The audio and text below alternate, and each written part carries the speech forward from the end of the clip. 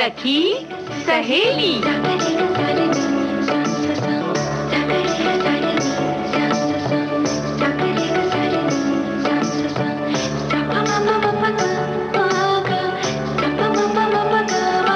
सखी सहेली।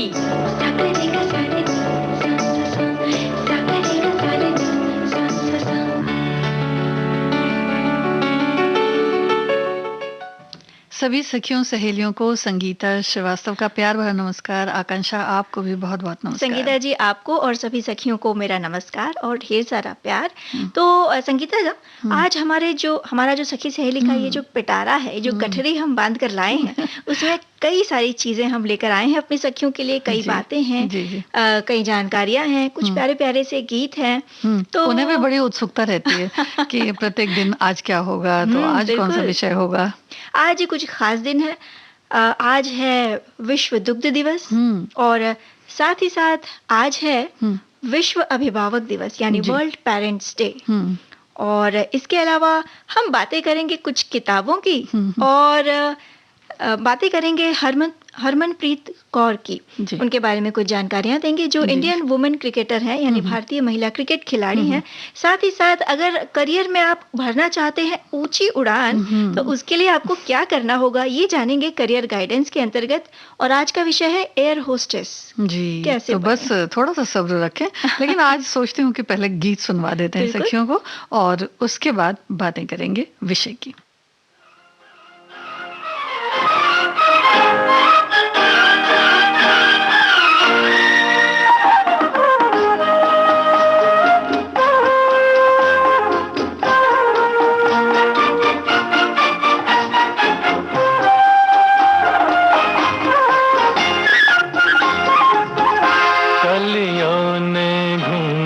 खोले हर फूल पे भंवरा डोले, लो आया प्यार का मौसम, गुलो गुलजार का मौसम। कलियों ने घूंघट खोले हर फूल पे भंवरा डोले।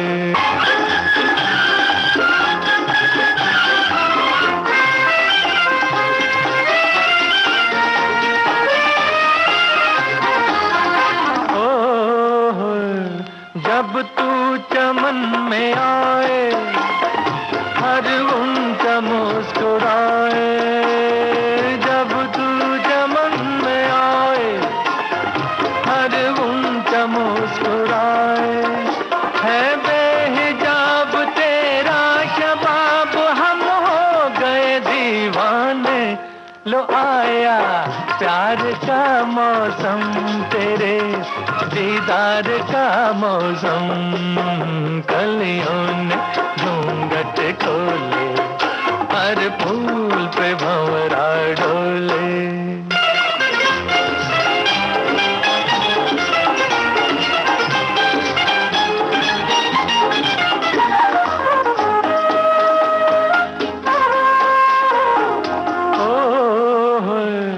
हर सू तेरा नशा है, हर जरा पी रहा है, हर सू तेरा नशा है, हर जरा पी रहा है।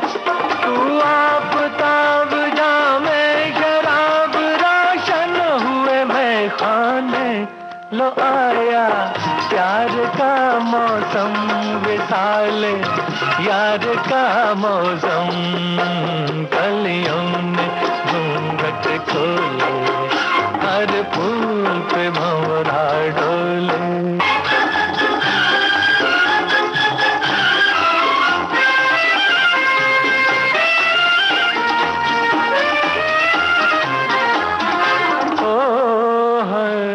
जाने बाहर आजा, दिल के करार आजा, जाने बाहर आजा, दिल के करार आजा। ये शब ये ख्वाब ये माहताब, अब तो लगे तड़पाने, लो आया प्यार का मौसम, मेरे दिल दार का मौसम। कल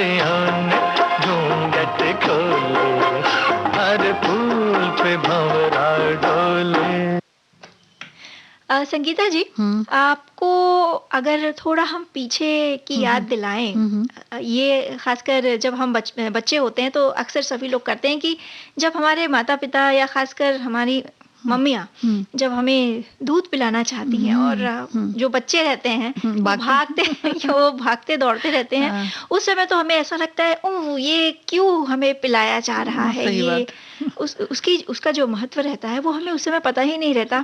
लेकिन दूध जो है वो अपने आप में एक संपूर्ण भोजन माना जाता है, संपूर्ण आहार। हाँ बिल्कुल। और आज यानी 1 जून को दुनिया भर में वर्ल्ड मिल्क डे यानी विश्व दुग्ध दिवस मनाया जा रहा है। और ये जो दिन है इसको मनाने का जो उद्देश्य है वो यही है कि लोगों को जागरूक करें कि दूध एक संपूर्ण आहार है, और साथ ही साथ दूध को वैश्विक भोजन के रूप में मान्यता देना भी इस दिन को मनाने का एक विशेष कारण है। और साल 2001 में वर्ल्ड मिल्क डे को मनाने की जो पहल थी वो संयुक्त राष्ट्र द्वारा की गई थी। जी। और क्योंकि नवजात शिशु जो होते हैं वो दूध पर ही निर्भर होते हैं, और ये भी है कि भाई आजकल देखा जाए मार्केट में तो पैक्ड दूध भी आ गए हैं, जैसा कि संयुक्त राष्ट्र संघ ऐसा चाहते हैं कि भाई इसका ज़्यादा से ज़्यादा प्रचार प्रसार हो, तो डिब्बों में भी बहुत सारे ऐसे जो पेस्चराइज्ड दूध होते हैं वो बाजार में विक्रय के लिए हैं। तो कई बार ऐसा भी देखा जाता है कि लोग उसका भी इस्तेमाल करते हैं, जो पूरी तरह से कह सकते हैं कि विटामिन और मिनरल से भरा होता है, अच्छा होता है। प्रोटीन हो गया, कैल्शियम हो गया, vitamin B2, vitamin A, D, K, E, इसके साथ खनिज यानी कि मिनरल्स भी इनमें पाए जाते हैं। इनमें फास्फोरस, मैग्नीशियम, आयोडीन और भी कई तरह के खनिज और वसा यानी फैट वगैरह होते हैं। अब देखा जाए तो जिसे बच्चों की मांसपेशियों और हड्डियों, आँखों और दिमाग कह सकते हैं कि पूरे शरीर के लिए और शरीर के विकास के लिए बहुत ही ज़रूरी माना जाता है। तो दूध से बनी हुई बहुत सारी चीज़ें भी हैं जिन्हें भरपूर मात्रा में खाना भी चाहिए, और इसका उत्पादन भी होता है, जिसमें कि अगर हम बात करें तो खासकर पनीर है, घी है, मक्खन है, श्रीखंड भी बड़ा अच्छा लगता है बच्चों को। तो बल्कि कई बार तो देखा गया कि दूध नहीं पिएंगे पर ये जरूर खाएंगे। बिल्कुल। तो अगर बच्चों को दूध पसंद नहीं है तो दूध से बनी जो अतिरिक्त चीजें हैं बिल्कुल वो दी जा सकती हैं। और कई मिठाइयाँ भी हैं जो दूध से बनती हैं, खोया हो गया, खासकर जो हमारा देश है भारत, उसमें त्योहारों में मिठाइयों का खास महत्व है। तो दूध से बनी मिठाई काफ़ी पसंद की जाती हैं। इसके अलावा मट्ठा है, मलाई, रबड़ी, लस्सी, पनीर, और मतलब ये सारी जो चीज़ें हैं इनकी ज़रूरत दूध से ही पूरी होती है, और रोज़ के भोजन में ये कहीं ना कहीं बहुत ज़रूरी है। जी। कह सकते हैं कि बहुत लोग जो हैं वो पसंद नहीं करते दूध, अगर तो ये सब चीज़ें हैं जो खाने में या इस्तेमाल कर सकते हैं, तो इससे भी शरीर का जो ज़रूरत होती है शरीर की वो पूरी हो जाती है। तो बच्चों के लिए ही नहीं कह सकते हैं बल्कि सभी के लिए बहुत ही पौष्टिक है। और ख़ासकर अगर बात करें तो बूढ़े हों, बुज़ुर्ग हों, वयस्क हों, महिलाएं हों, दिन भर अपने परिवार के खान पान का बहुत ध्यान रखती हैं लेकिन अपना ध्यान नहीं रखती हैं, तो उनके लिए भी बड़ा ज़रूरी है ये। और दही भी उतना ही आवश्यक है। इससे अगर हम देखें तो प्राकृतिक कैल्शियम जो है वो भरपूर मात्रा में मिलता है, विटामिन C भी है, तो इसकी भी कमी पूरी होती है। तो अगर बात करें तो दूध का उत्पादन देखा जाए हमारे देश में, भारत में, तो प्रथम स्थान है, और 17% कह सकते हैं कि दूध का उत्पादन भारत में होता है। उसके बाद उसके बाद अमेरिका भी है और दूसरे देश भी। आप भारत की जब बात कर रही हैं तो जो भारत है वो मूलतः कृषि प्रधान देश है, और जो भारत है वो गाँव में बसता है। तो ग्रामीण अर्थव्यवस्था को सुदृढ़ करने में कहीं ना कहीं कृषि के बाद यानी कि खेती के बाद ये जो डेयरी उद्योग है इनकी प्रमुख भूमिका रही है। और अगर हम भारत की बात करें तो भारत में राष्ट्रीय दुग्ध दिवस मनाया जाता है 26 नवंबर को। भारत में श्वेत क्रांति के जनक डॉक्टर वर्गीस कुरियन के सम्मान में 26 नवंबर को, जिस दिन उनका जन्मदिन होता है, उसी दिन को नेशनल मिल्क डे के रूप में मनाया जाता है उनके सम्मान के स्वरूप। और एक खास बात ये भी है संगीता जी कि हर साल जो वर्ल्ड मिल्क डे यानी विश्व दुग्ध दिवस मनाया जाता है उसकी एक थीम रहती है। और इस साल की यानी 2021 की जो थीम है वो है पर्यावरण, पोषण और सामाजिक आर्थिक सशक्तिकरण के साथ साथ डेयरी क्षेत्र में स्थिरता। ये इन विषयों पर इस साल की थीम केंद्रित है। जी जी, वो इस वजह से क्योंकि पर्यावरण पे ही सब कुछ निर्भर करता है। और जब हम दूध की बात करते हैं तो सीधे तौर पर मवेशियों की भी बात करते हैं, तो इसके लिए भी पर्यावरण के लिए हम सभी को ध्यान देना बहुत आवश्यक है। और इसी को देखते हुए कह सकते हैं ये, और भारत की कुछ आकांक्षा ऐसा है कि भौगोलिक स्थिति भी कुछ इस तरह की है कि बड़ा ही सुंदर सा देश है जिसमें कृषि भी है और पशुपालन भी है और सभी कुछ है, व्यवसाय भी है, व्यापार भी है। और इसी के मद्देनजर कह सकते हैं कि ऑपरेशन फ्लड की जो शुरुआत हुई, जैसा कि आपने बताया वर्गीस कुरियन जी के द्वारा, और उस बाद में जो श्वेत क्रांति में बदल गया। तो इस तरह से देखा जाए तो आजकल देखा जाए तो बहुत सारी कंपनियां ऐसी हैं जो ये मॉडल प्रस्तुत कर रही हैं। और धीरे धीरे ये देखा गया है कि कुछ कंपनियां तो ऐसी भी हैं जो पूरी तरह से ब्रांड बन चुकी हैं। तो श्वेत क्रांति की कह सकते हैं कि दूध की जरूरत इस तरह से पूरी हुई और दुग्ध उत्पादन का भारत सर्वाधिक बड़ा या सबसे बड़ा देश बन गया। गांवों की आर्थिक स्थिति भी इस तरह से मजबूत हुई। बिल्कुल। तो एक तरह से ये जो डेयरी उद्योग है, ये इसने एक प्रमुख भूमिका निभाई है भारत की जो आर्थिक स्थिति है उसको मजबूत करने में। तो संगीता जी, आगे कुछ और बात करनी है या गाना सुन लिया जाए? अब गीत सुनते हैं।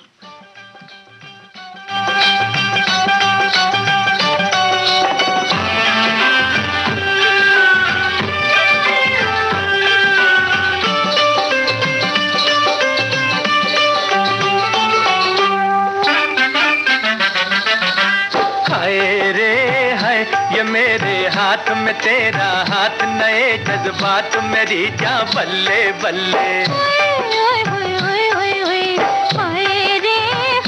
यही जज्बात रहे दिन रात तो फिर क्या बात मेरी जान बल्ले बल्ले। ओए ओए ओए ओए ओए ओए।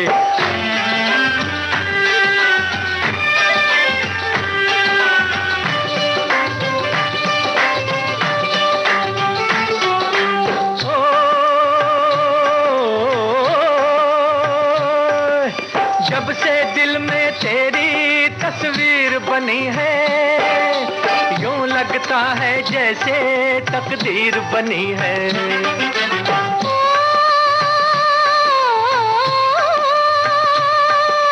जब से तू इस दिल का मेहमान हुआ है, जीवन में खुशियों का सामान हुआ है।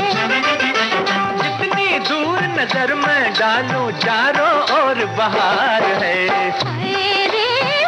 यही जज्बात रहे दिन रात तो फिर क्या बात मेरी जान बल्ले हो बल्ले। ओए ओए ओए ओए ओए ओए।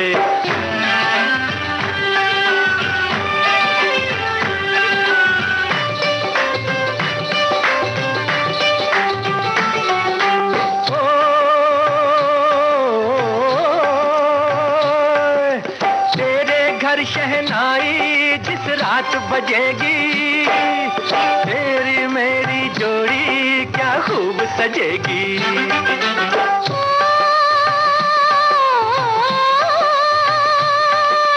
पूरे होंगे दिल के अरमान हमारे, आंचल में भर लेंगे हम चांद सितारे। तेरे आगे चांद सितारे ओ गोरी क्या चीज है। यही जज्बात रहे दिन रात तो फिर क्या बात मेरी जान बल्ले बल्ले। ओए ओए ओए ओए ओए ओए।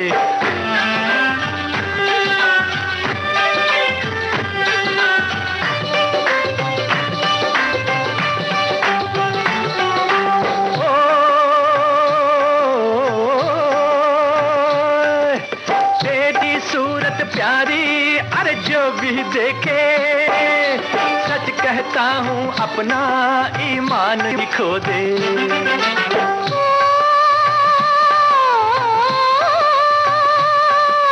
तेरी आंखों में भी अरे वो जादू है, जब से आंख मिली है दिल बेकाबू है। खुद को खोकर तुझको पाया क्या मेरी तकदीर है। यही जज्बात रहे दिन रात तो फिर क्या बात मेरी जान बल्ले बल्ले। संगीता, आज सखी विशेष में हम जिनकी बात कर रहे हैं, उन्होंने वो जब मैदान पे उतरी हैं तो काफी चौके छक्के जड़े हैं उन्होंने। हम बात करेंगे हरमनप्रीत कौर की, जो भारतीय महिला क्रिकेट खिलाड़ी हैं। इनका जन्म हुआ था 8 मार्च 1989 को मोगा, पंजाब में। उनके पिता हरमिंदर सिंह भुल्लर वॉलीबॉल और बास्केटबॉल के अच्छे खिलाड़ी थे। माता का नाम सतविंदर कौर। हरमनप्रीत कौर भुल्लर ने अपने करियर की शुरुआत मोगा से ही की। वहां से ही उन्होंने क्रिकेट खेलने की शुरुआत की और प्रशिक्षण भी वहीं प्राप्त किया। नवंबर 2018 में वो महिला 2020 अंतर्राष्ट्रीय मैच में शतक लगाने वाली भारत की पहली महिला बनी और एक दिवसीय टेस्ट मैच में अपने एक दिवसीय अंतर्राष्ट्रीय करियर का जो आरंभ है, जो शुरुआत है, उन्होंने ब्रैडमैन ओवल बोवरॉल में खेले गए एक क्रिकेट मैच से की थी।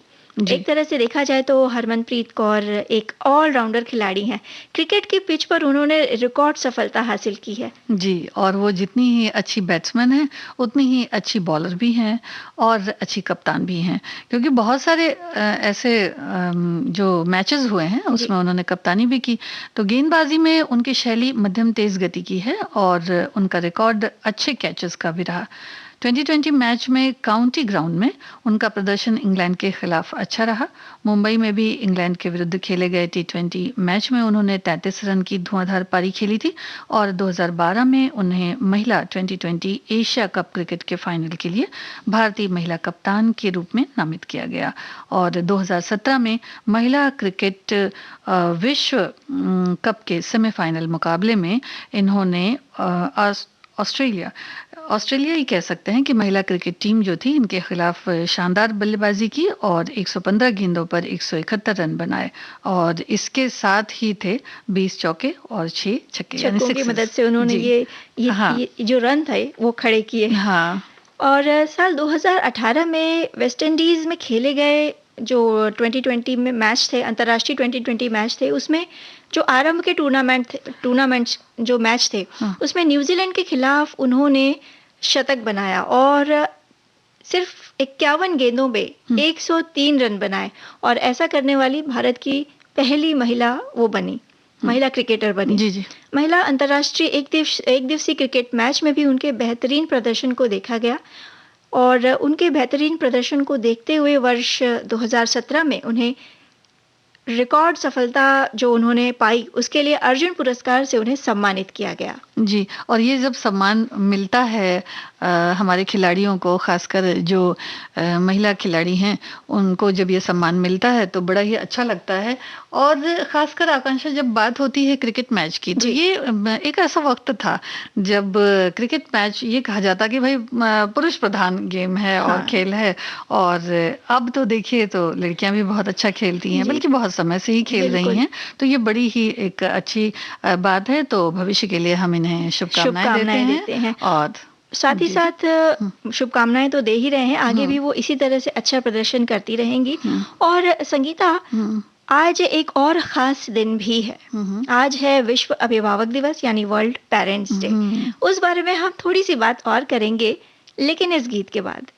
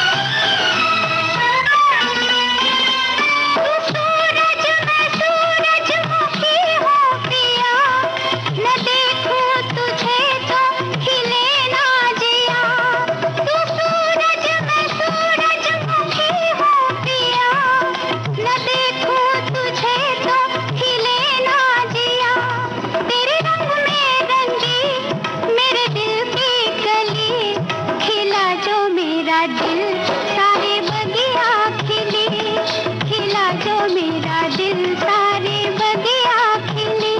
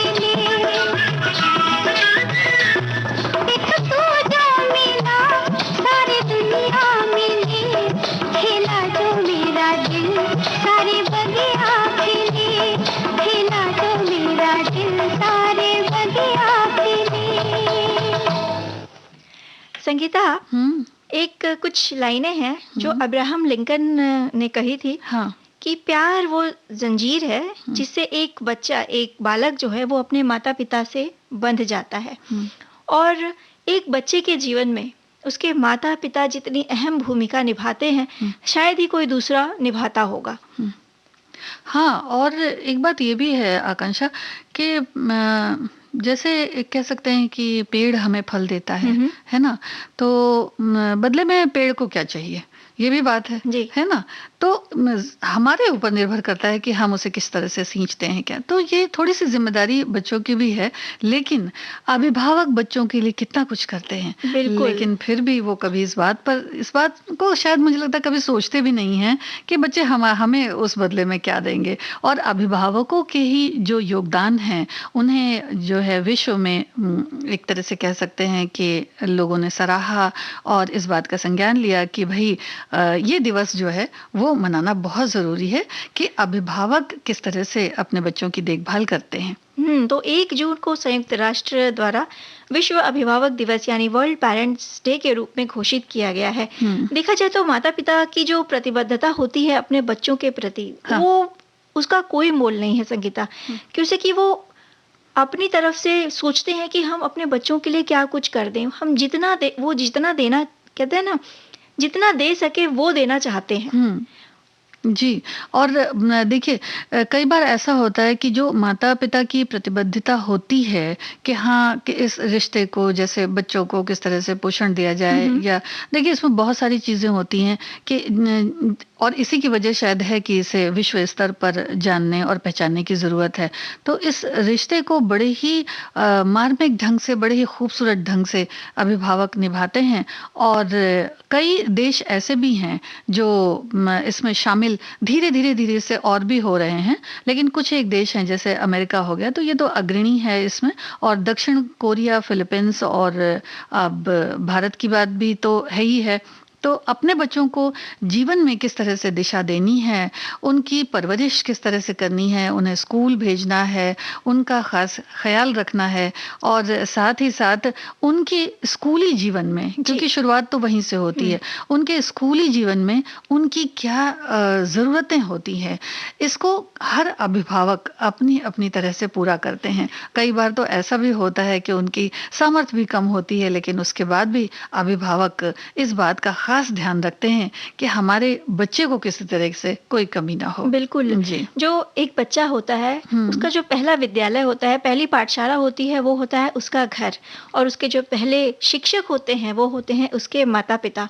तो ये इस तरह से देखा जाए तो जो माता पिता हैं उनकी जिम्मेदारी और भी बढ़ जाती है कि वो जो बीज रूपी एक छोटा सा जो पौधा है बालक के रूप में, वो बड़ा होके किस तरह से सही आकार लेगा, कितना छायादार बनेगा, कहीं वो कंटीला ना बन जाए, किसी और को तकलीफ ना दे। तो काफी कहते हैं ना, एक बहुत ही सख्त होना पड़ता है उनको भी बहुत जगह पे। हाँ, सख्त भी होना पड़ता है, नरम भी होना पड़ता है। और एक तरह से जो बच्चा है उसकी प्रतिभा को पहचानना है, ये काम भी माता पिता का ही होता है। आगे चलकर उसको सही दिशा देना और साथ ही साथ एक बड़े होने के बाद एक जिम्मेदार नागरिक बनाना माता पिता की सबसे एक महत्वपूर्ण जिम्मेदारी होती है। आगे चलकर वो सकारात्मक रूप से आगे चले, ऐसा ना हो कि वो भटक जाए वो जो बच्चा है। और संगीता, इन दिनों की जो बात करें, ये जो कोरोना काल की जो बात करें, तो कहीं ना कहीं जो अभिभावक हैं, जो माता पिता हैं, उनकी जिम्मेदारी और बढ़ गई है, क्योंकि बच्चे को कई तरह से उन्हें देखना है। उन्हें अपनी आर्थिक स्थिति का भी विचार करना है। साथ ही साथ चूंकि बच्चे अब घर में ही हैं, कहीं निकल नहीं पा रहे हैं, तो बच्चों की मानसिक स्थिति का भी उन्हें विचार करना है। तो इन सारी परिस्थितियों को देखते हुए और इन परिस्थितियों में सामंजस्य बिठाते हुए उन्हें आगे बढ़ना है अपने बच्चों के साथ। जी जी। और बच्चों की भी जो प्रतिभा होती है वो अलग अलग होती है, स्वभाव भी अलग अलग होता है। और कई बार तो बड़ी ही विकट परिस्थिति भी आ जाती है कि भाई बच्चा कई बार तो बड़ा समझदार होता है, कई बार उतने पढ़ाई लिखाई में या अपनी बातों में इतना वो समझ नहीं पाते कि मतलब बच्चे जो होते हैं वो बहुत अलग अलग तरह के होते हैं। अब ये होता है कि अभिभावक उन्हें समझें और समझने के बाद बच्चे को किस तरह से आगे बढ़ाना है। तो वो तो यही चाहते हैं कि बच्चे में चाहे चिड़चिड़ापन हो, चाहे वो बहुत सीधा हो, चाहे कभी कभी ये होता है कि बच्चे शुरू से ही बहुत तेज होते हैं पढ़ने में। तो हर तरह से बच्चे होते हैं जिन्हें देखना, समझना और अभिभावक अपनी तरह से समझते हैं और किसी न किसी तरह से वो उन्हें रास्ते पर लाने का प्रयास जरूर करते हैं, शुरू से ही करते हैं कि ये अव्वल आए। अगर अपने क्लास में भी हैं तो अव्वल आए, अगर बहुत अच्छे खिलाड़ी बनना चाहते हैं तो उसमें भी वो अच्छा काम करें। जिस भी क्षेत्र में जाना चाहते हैं उस पर उनका अभिभावकों का पूरा पूरा सहयोग रहता है। बिल्कुल। और साथ ही साथ जो कुछ भी बनना चाहें बने, और साथ ही साथ एक अच्छे इंसान बने। जो माता पिता होते हैं उनके सामने कई तरह की चुनौतियां होती हैं, कई नकारात्मक परिस्थितियों का उनको सामना करना पड़ता है। आजकल की स्थिति देखें तो अगर माता पिता दोनों ही काम कर रहे हैं तो कहीं ना कहीं वो इतने व्यस्त हो जाते हैं कि बच्चों को समय नहीं दे पाते। उसके अलावा बच्चों के पोषण के प्रति भी उन्हें सजग रहना पड़ता है कि कहीं कुछ कमी ना रह जाए। साथ ही साथ बच्चों को अच्छी शिक्षा देना, मौलिक शिक्षा देना, अपने से बड़ों का आदर कराना, अपने संस्कार सिखाना, मतलब कई सारी चीजें हैं। कई कठिनाइयों के बावजूद इन सब में से रास्ता निकालते हुए आज के जो अभिभावक हैं, माता पिता हैं, वो कहीं ना कहीं वो रास्ता निकाल ही रहे हैं और कोशिश कर रहे हैं कि बच्चों को अच्छी से पालन पोषण किया जाए। जी। और खुद भी जो है बड़ा कभी कभी तो बड़े असमंजस की स्थिति में रहते हैं, खुद भी कठिनाई में पड़ जाते हैं। उन्हें भी लगता है कि भाई बच्चा जो भी मांग रहा है उसे जरूर देना चाहिए, लेकिन फिर भी वो अपने मन को कहीं ना कहीं करते हैं कि भाई जो चीज मांगी जाएगी अगर वो चीज दे ही दी जाए तो फिर इनकी आदतें बिगड़ सकती हैं। तो इसलिए भी बहुत जगह ऐसा भी होता है कि उन्हें बड़ा कठोर भी होना पड़ता है। ऐसा नहीं है कि वो चाहते हैं कि भाई बच्चे को, वो भी यही चाहते हैं, लेकिन फिर भी कहीं ना कहीं इस बात को समझाना तो जरूरी होता है। तो कई बार कड़वे शब्द भी बोलने पड़ते हैं, कई बार डांटना भी पड़ता है। तो इस तरह से पूरी मतलब जिम्मेदारी उठाते हैं कह सकते हैं। और कई बार तो ऐसा भी होता है कि भाई बच्चे ये भी कहते हैं कि मम्मा तुम अच्छे नहीं हो, है ना, डैडी तुम अच्छे नहीं हो, है ना। तो ऐसा भी, ये भी वो सुन करके लेते हैं, है ना, क्योंकि उन्हें ये लगता है कि नहीं, कहीं ना कहीं हमें इनको करेक्ट करना है, जहां पर वो गलत है वहां तो उन्हें रोकना ही पड़ेगा। जी। संगीता, एक माता पिता अपने बच्चों को बड़ा करने के लिए जो त्याग करते हैं, कई कठिन परिस्थितियों का सामना करते हैं, उसका कोई मोल नहीं है। तो हर अभिभावक को, हर माता पिता को उनके प्रति कृतज्ञता व्यक्त करना ही, बिल्कुल हम कृतज्ञ हैं जी जी सभी के प्रति। हाँ। और अब सुन लेते हैं एक गीत।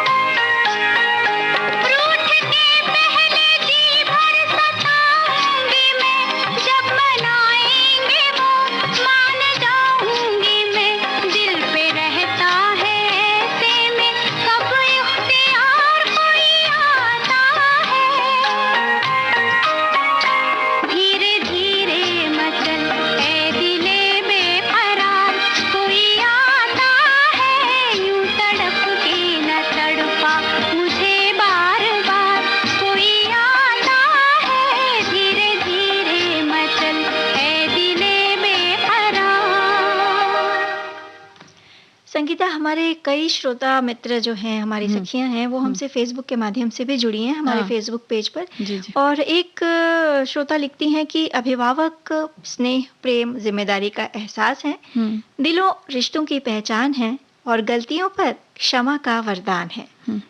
और जब करियर चुनने की बात आती है, जब बच्चे थोड़े बड़े हो जाते हैं, आगे चलकर किस क्षेत्र में उन्हें करियर करना है इसकी बात आती है, तो वहाँ पे भी जो पेरेंट्स हैं, जो माता पिता हैं, उनका बहुत महत्वपूर्ण रोल रहता है कि एक सही राह वो अपने बच्चे को दिखाएं। और जब करियर की बात हम कर रहे हैं संगीता, तो आज करियर गाइडेंस में हम एक ऐसे करियर के बारे में जानकारी अपने श्रोताओं को, अपनी सखियों को देंगे कि अगर वो उड़ना पसंद करें तो इसमें काफी ऊंचाई तक जा सकती हैं। जी। हम जानकारी देंगे कि एयर होस्टेस अगर आप बनना चाहें तो उसके लिए आपको क्या-क्या करना होगा। जी, एयर होस्टेस बनने के लिए देखिए शैक्षिक योग्यता जो है वो तो रहती ही है, लेकिन साथ ही साथ जैसा कि कई हमारी सखियां हैं जिन्होंने हवाई यात्रा भी की होगी, तो उन्होंने भी ये चीज़ देखा होगा कि बड़ा ही कौशल होना अपने अंदर बहुत ज़रूरी है, क्योंकि ये आपके व्यक्तित्व के बारे में बताता है। तो सपने जो हैं एयर होस्टेस बनने के, वो बड़े ही सुंदर हैं और अपना जो कौशल है इसमें एक अहम भूमिका निभाता है। तो अच्छी जो है कम्युनिकेशन स्किल होनी बहुत ज़रूरी है, यानी कि जब आप वार्तालाप करते हैं किसी से तो बहुत ही अच्छी कम्युनिकेशन स्किल होनी चाहिए। यात्रियों के साथ संवाद कैसे करना है इसमें आपको सक्षम होना चाहिए, और ये तभी संभव है जब आप अपने संवाद को ध्यान देते हैं और इस पे थोड़ी कोशिश करते हैं। इसके साथ ही यात्रियों का जो साथ में जो सामान्य स्थिति है उसे बरकरार रखना, आपातकाल की भी स्थिति हो सकती है जब हवाई यात्रा होती है, तो उस स्थिति में भी किस तरह से सबको संभालना है, देखना है, ये भी सोचना पड़ता है। तो काफी हिम्मत की जरूरत है इसमें भी। बिल्कुल। और साथ ही साथ एक जिम्मेदारी का एहसास होना भी बेहद ज़रूरी है। साथ ही साथ फिजिकल रूप से फिट होना भी बेहद ज़रूरी है, ताकि घंटों जब आप इस फील्ड में उतरते हैं तो घंटों चेहरे पर मुस्कान लिए आपको लगातार काम करना पड़ सकता है। तो ऐसे में कहीं ना कहीं जो मानसिक तनाव से आप खींच तो नहीं रहे हैं, ये भी बेहद ज़रूरी है। और वहीं आपका अप्रोच किस तरह का हो, प्रेजेंस ऑफ माइंड, यानी कि किसी परिस्थिति में आप किस तरह से रिएक्ट करते हैं, वो साथ ही साथ पॉजिटिव एटीट्यूड और आपका थोड़ा सा गुड सेंस ऑफ ह्यूमर भी आपका जो ये काम है उसको आसान बना देगा। और मिलनसार होना बेहद ज़रूरी है, क्योंकि यात्रियों के साथ साथ आपको केबिन क्रू जो होता है, यानी हवाई यात्रा में जो दल के अन्य सदस्य होते हैं, उनके साथ भी मेलजोल रखना पड़ेगा। तो सभी के साथ मिलते जुलते किस तरह से आप किसी परिस्थिति को हैंडल करते हैं, ये पूरी तरह से आप पर निर्भर करता है। तालमेल बिठाना, एक दूसरे को समझना, सकारात्मक दृष्टिकोण, ऐसी कई सारी चीज़ें हैं जो अगर आप एयर होस्टेस के रूप में क्षेत्र में उतरते हैं तो आपको सफल बना सकती हैं। अब इसके लिए क्वालिफिकेशन क्या होनी चाहिए संगीता? जी, इसके लिए 12वीं पास होना चाहिए आपको कम से कम। उसके बाद आप किसी भी इंस्टीट्यूशन में जो एविएशन से संबंधित है उसमें एडमिशन ले सकते हैं। लेकिन एक बात ये भी है कि 12वीं पास जब हम करते हैं तो कुछ जो एविएशंस हैं वो लेते हैं एडमिशन 10वीं पास के बाद भी। तो ये आप ख्याल रखें कि 10वीं के बाद भी आप किसी भी इंस्टीट्यूशन में एडमिशन पता लगा लें कि उसकी वेबसाइट में क्या है, तो आप ले सकते हैं एडमिशन। और अगर आप डायरेक्ट एयरलाइंस की कंपनीज में जाना चाहते हैं, एयर होस्टेस के लिए आवेदन करना चाहते हैं, तो वो भी आप कर सकते हैं। लेकिन अगर आप इंस्टीट्यूट में कोर्स करते हैं तो उसके बारे में, यानी कि एविएशन के बारे में आपको पढ़ाया जाता है। यानी कि आपका मतलब है एयर होस्टेस ट्रेनिंग प्रोग्राम का जो कोर्स होता है वो 10वीं के बाद भी किया जा सकता है और 12वीं के बाद भी किया जा सकता है। बिल्कुल। हाँ, तो उसके बाद क्या होता है कि वहाँ पर जो ग्रूमिंग सिखाई जाती है, यानी कि किस तरह से आपको बातचीत करना है, क्या आपका लुक होना चाहिए। और वैसे भी आकांक्षा देखा जाए तो बहुत सारी हो सकता है परिस्थितियां अलग अलग होती हैं, लेकिन उस वक्त आपको वहाँ पर किस तरह से पेश आना है, तो इसका भी वो सारा कुछ कह सकते हैं कि सिखाते हैं। और जो भी चयन प्रक्रिया के लिए ज़रूरी चीज़ें होती हैं वो वहाँ पर सिखाई जाती हैं। तो अगर आप एडमिशन ले लेते हैं तो बड़ी अच्छी बात है, और नहीं तो वैसे भी आप चाहें तो डायरेक्ट उसकी वेबसाइट पर जा करके और आप आवेदन कर सकते हैं। जी, तो ये जो चयन प्रक्रिया होती है जो सिलेक्शन के लिए, जी, तो ये कई स्टेप्स में होती है, यानी कि 1 या 2 या 3 से 4 स्टेप्स में होती है। कई बार ग्रुप डिस्कशन होता है, इंटरव्यू होता है, उसके बाद किसी विषय पर आपके विचार जाने जाते हैं। साथ ही साथ एयरलाइन कंपनी का कोई सीनियर जो व्यक्ति है, वो आपकी पर्सनैलिटी और आपके पूरे व्यक्तित्व का जो टेस्ट लेता है, मेडिकल फिटनेस टेस्ट होता है, आई टेस्ट होता है, साथ ही साथ आपका हियरिंग एबिलिटी टेस्ट होता है। मतलब इन सारी प्रक्रियाओं से गुजरने के बाद, सारे टेस्ट क्लियर करने के बाद आपको ज्वाइनिंग लेटर मिलता है और उसके बाद फिर आपकी ट्रेनिंग की शुरुआत होती है। और उसी ट्रेनिंग में, यानी कि ये कह सकते हैं कि जब ट्रेनिंग होती है तो कुछ ऐसा है कि पहले भी आप ट्रेनिंग कर सकते हैं, यानी कि इंस्टीट्यूट में दाखिला ले सकते हैं और सीख सकते हैं, वहाँ भी वही सिखाया जाता है। लेकिन जब आपका सिलेक्शन हो जाता है, जैसा कि आपने कहा, जब आपको ज्वाइनिंग सीधे किसी एयरलाइन कंपनी में, हाँ, जब अगर आपका सिलेक्शन हो जाता है वहाँ पर, तो वहाँ भी इस तरह से 3 महीने की लगभग, कहीं पे अलग अलग है, तो कहीं 3 महीने की, तो कहीं 4 महीने की, इस तरह से ट्रेनिंग वहाँ भी दी जाती है। और उसमें सिखाया जाता है कि भाई जैसा हमने बताया कि ग्रूमिंग के बारे में सिखाया जाता है, इंग्लिश स्पीकिंग आपकी देखी जाती है, सर्विस आपको कैसी अपने जो एरोप्लेन पे सब हैं लोग उनके लिए देनी है, और उनकी जो सेफ्टी है, यानी उनको किस तरह से बचाना है हर स्थिति में, वो भी है। मेडिकल इमरजेंसी भी कई बार होती है कि किसी को अगर परेशानी हो गई तो हमें किस तरह से उसको ट्रीटमेंट देना है, फर्स्ट एड हम कह सकते हैं। तो हाँ, और उसके बाद इवैक्यूएशन पे भी ध्यान देते हैं वो लोग। कहने का मतलब कि जब कोई आपात स्थिति होती है तो किस तरह से वो सेफली या बचा करके जितने भी यात्री हैं उनको ठीक से उतारा जा सकता है, तो इस बारे में सब बताया जाता है। और इसके बाद ये जो क्षेत्र है, इस फील्ड में कई सारी संभावनाएं हैं। मतलब डोमेस्टिक एयरलाइंस से लेकर इंटरनेशनल और प्राइवेट एयरलाइंस जो कंपनियां हैं, उसमें भी आप आवेदन कर सकते हैं। और अगर कहें तो एयर होस्टेस बनने के लिए एक उम्र सीमा जो तय की गई है वो 18 से 25 साल तक की तय की गई है। और एक बार आप एयर होस्टेस बन जाते हैं, उसके बाद ये आपके अनुभव पे निर्भर करता है कि जैसे जैसे आपका अनुभव बढ़ता जाएगा उस हिसाब से आपकी जो सैलरी है वो भी बढ़ती जाएगी। जी, तो अब ये है कि भाई सैलरी तो ठीक है, लेकिन करियर के विषय में आपको सोचना है कि आप जब इस पे आते हैं, मतलब कि हमें एयर होस्टेस बनना है, तो उस वक्त आपकी जो एक प्रतिभा है वो बड़ी ही अलग होनी चाहिए और उसके लिए आपको पूरी तरह से तैयार होना चाहिए। तो आप आवेदन कर सकते हैं और इसके कई सारे तरीके हैं, जैसे कि आप वेबसाइट पर जा सकते हैं। डायरेक्ट वेबसाइट पर जाना बहुत अच्छा रहता है। आप किसी भी कंसल्टेंसी के पीछे न जाएं, बल्कि आप डायरेक्ट मतलब सीधे तौर पर एयरलाइंस की जो वेबसाइट्स है उस पर जाएं, और वहां पर उसके करियर सेक्शन में आप जब देखेंगे तो आपको वहां पर जॉब ओपनिंग्स देखने को मिल जाएगी, तो वहां पर आप उसको रजिस्टर कर सकते हैं। और दूसरा तरीका ये भी है कि जॉब पोर्टल भी हैं बहुत सारे, जिनमें रजिस्टर आप अपने नाम को, अपने बायोडाटा को कर सकते हैं। और इसके जो जॉब पोर्टल है, जो भी जॉब पोर्टल आप सिलेक्ट करते हैं, उसके जो सर्च बॉक्स है उसमें जाएं, उस पर टाइप करें एयर होस्टेस और उसके बाद सर्च करें। तो जितनी भी एयरलाइंस होती हैं उनकी एयरलाइंस की यानी एयर होस्टेस की वैकेंसीज जो होती है, या अटेंडेंट की हो, किसी की भी हो, तो वो वैकेंसी वहां पर दिख जाएगी। और फिर तब आपको देखना है कि भाई कौन सी आपकी मनपसंद एयरलाइन है, तो उस हिसाब से आप उसको सिलेक्ट करें और वहां पर अपना आवेदन करें।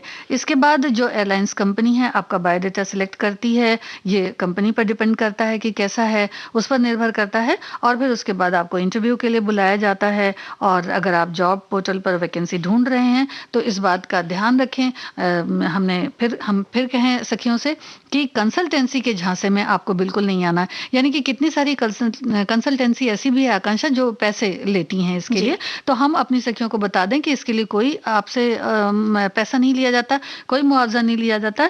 तो आप जितने भी ये फॉल्टी चीजें हैं जो आपको कहीं गलत रास्ते पे ले जा सकती हैं, तो आप उनसे जरा सावधान रहें। जब भी आप कहीं पे आवेदन करें तो उस संस्था के बारे में पूरी तरह से जानकारी ले लें।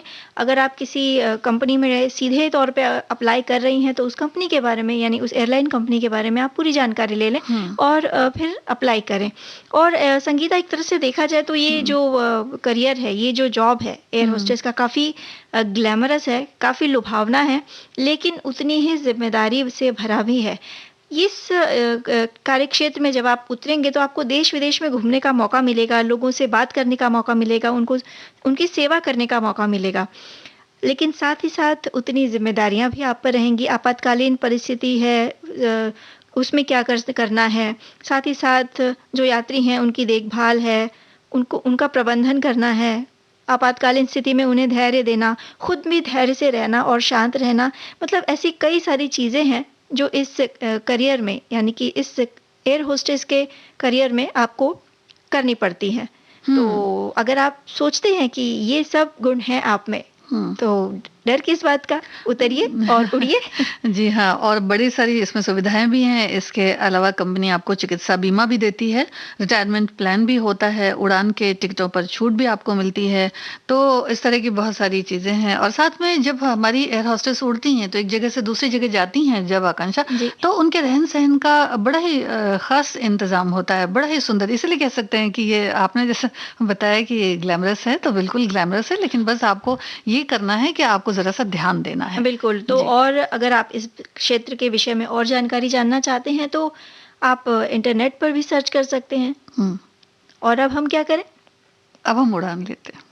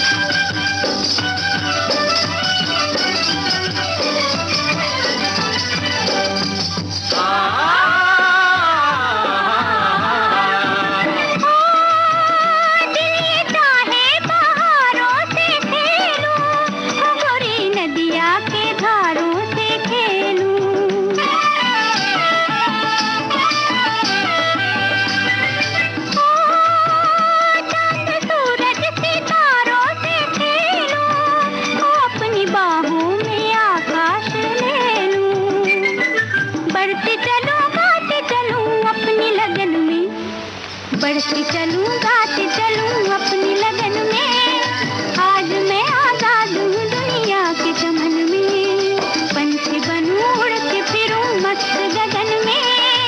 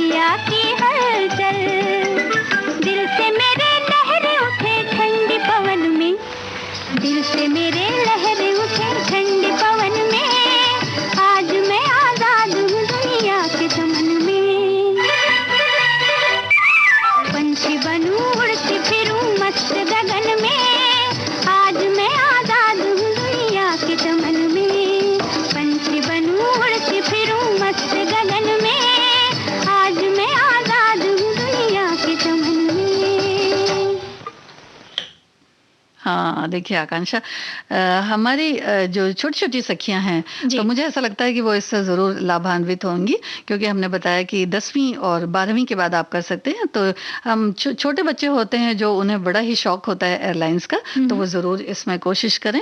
और साथ ही साथ जब हम किसी क्षेत्र की तरफ बढ़ते हैं, किसी करियर की तरफ बढ़ते हैं, तो फिर याद आ जाती हैं अपनी पुस्तकें। देखिए कॉम्पिटिशंस बड़े टफ होते हैं, है ना, बहुत ही, तो उससे हमारी जो किताबें हैं उन्हें पढ़ना बड़ा अनिवार्य होता है। तो इसी बात पर तो पुस्तक याद आ जाती है अपनी।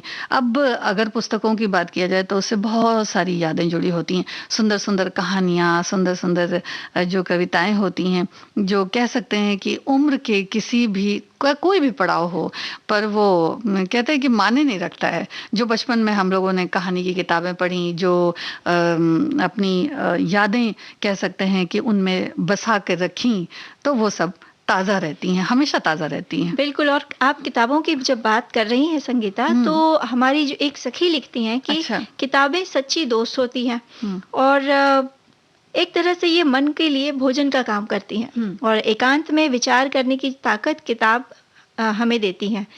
दाल रोटी से जो ताकत शरीर को मिलती है, वही पुस्तकों से हमारे मन को ताकत मिलती है। तो अगर एक तरह से सही कह रही हैं कि अगर हम अच्छी पुस्तकें पढ़ते हैं, तो वो हमारे मन को कहीं ना कहीं साधती है। बिल्कुल, क्योंकि अच्छी पुस्तकों में जो बातें लिखी होती हैं और जो चित्र उसमें अंकित किए होते हैं, जो रंग उनमें भरे होते हैं। देखिए चांद की बहुत सारी हम लोगों ने कविताएं पढ़ी हैं, है ना, वो भी याद रहती हैं। तो ये तो बात असर तो है ही है किताबों का, और साथ ही साथ जीवन के मूल्यों की सीख भी हमें इससे मिलती है। जो हमारे जीवन में बहुत ज़्यादा आवश्यक है वो ये है कि हमें किसी तरह से भी अपनी नैतिकता को बनाए रखना है। तो कह सकते हैं कि भाई किताबें उसके लिए बड़ी अच्छी होती हैं। किताबों को ज़रूर पढ़ना चाहिए और उन किताबों को ज़रूर याद रखना चाहिए। और साथ ही साथ याद करिए, जब हम छोटे थे तो हमारे हाथ में जब पहली बार किताबें आई थी, तो किताबों के किस रूप ने हमको लुभाया था। किताबें एकदम सीधी सीधी सिर्फ लिखावट ही नहीं थी उनमें कई तरह के रंग थे, कई तरह के चित्र थे। तो जब भी हम कोशिश करें, खासकर माता पिता चाहें कि बच्चा धीरे धीरे धीरे किताबों की ओर उसका रुझान बढ़े, तो उसे शुरुआत में ऐसी किताबें दे जिनमें कई तरह के चित्र हों, जो रंगों से भरी हों, जिससे किताब को पढ़ने में बच्चों में रुचि जगे। और देखिए ऐसा होता भी है कि जो छोटे छोटे बच्चों की किताबें होती हैं, उनमें जो शुरुआती किताबें होती हैं, उनमें लिखाई जो होती है, भले ही एक अल्फ़ाबेट हो, एक शब्द हो, शब्द नहीं बल्कि एक लेटर कह सकते हैं, तो उसमें जो अब जैसे आ से अनार हो गया या कुछ हो गया, तो इतने सुंदर सुंदर रंग उसमें भरे होते थे। शायद यही बात है कि रंगों से बच्चे बड़ा प्रोत्साहित होते हैं, बड़ा अच्छा लगता है उन्हें। जी, तो अपने जीवन के शुरुआती दौर में हम जैसी किताबें पढ़ते हैं ना संगीता, आगे चल के धीरे धीरे धीरे हमारा रुझान उसी तरह की पुस्तकों की ओर होने लगता है।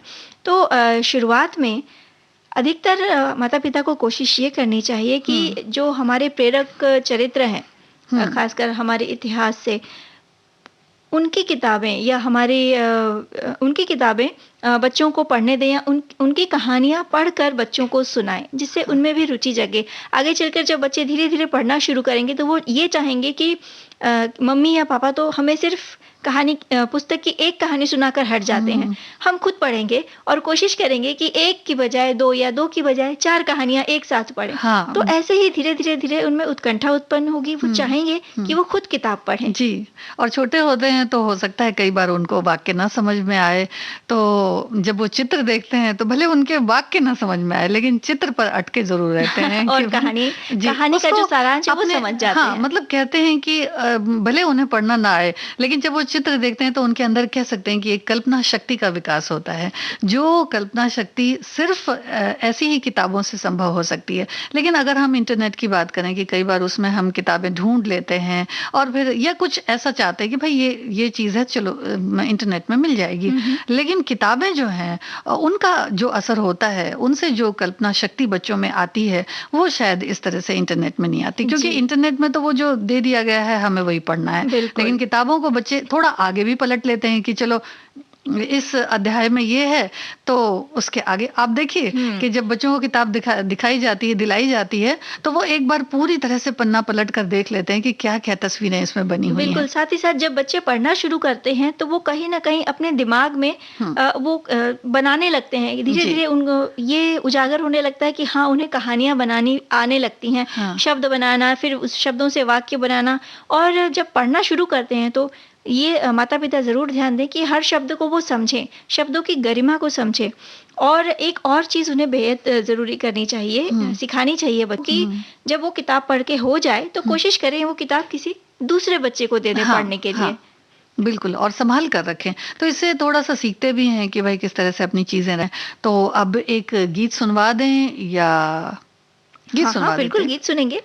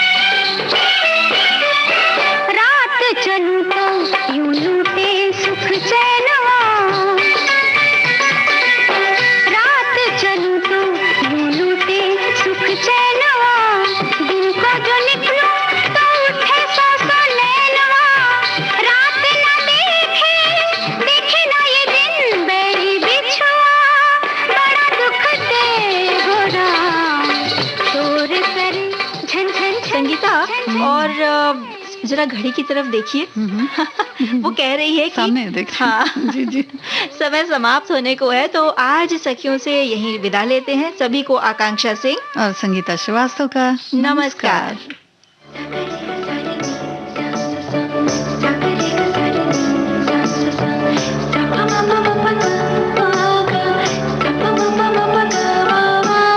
सखी सहेली।